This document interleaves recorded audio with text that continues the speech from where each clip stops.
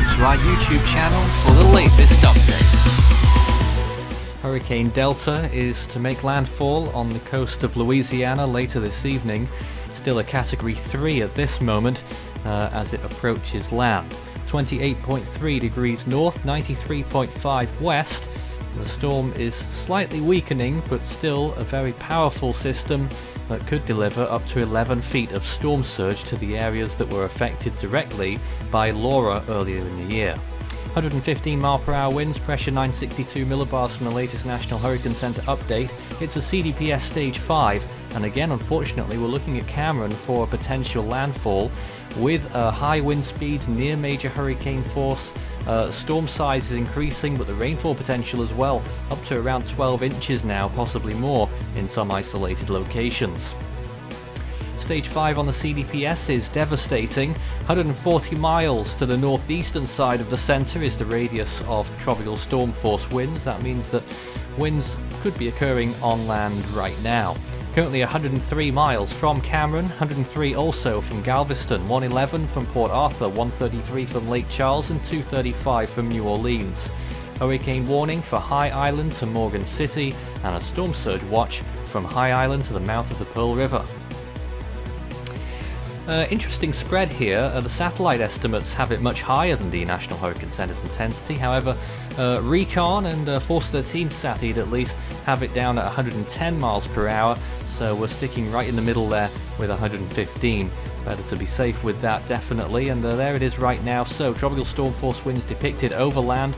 Landfall expected this evening by the looks of things, probably sometime around 6 p.m.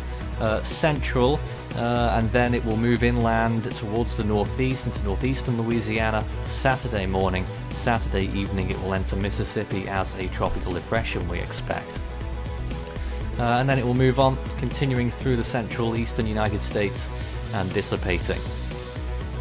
Here's the latest radar right now. We don't show this very often on our recorded updates, but why not? There it is, and you can see the movement. Looking at radar is probably due north, but maybe just a slight eastward element there. Hard to tell at the moment.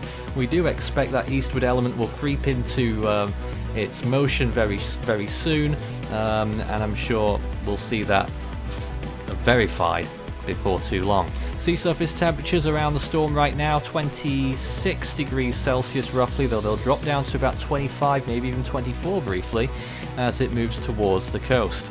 And looking at the intensity forecast, it's not going to intensify anymore. It will weaken from here on in.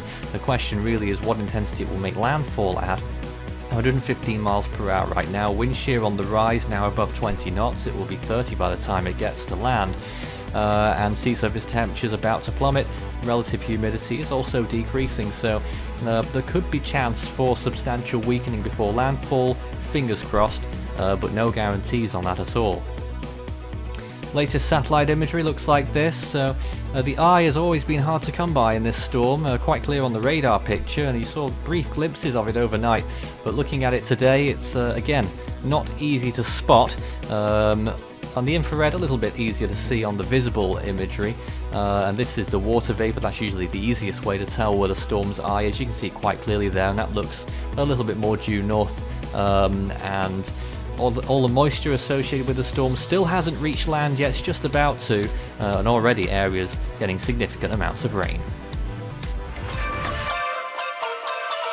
So you can join us live on our 24/7 automated hurricane tracker. Just search youtube.com/force13/live. And we'll have live commentary later today from 4 p.m. Central Time until landfall.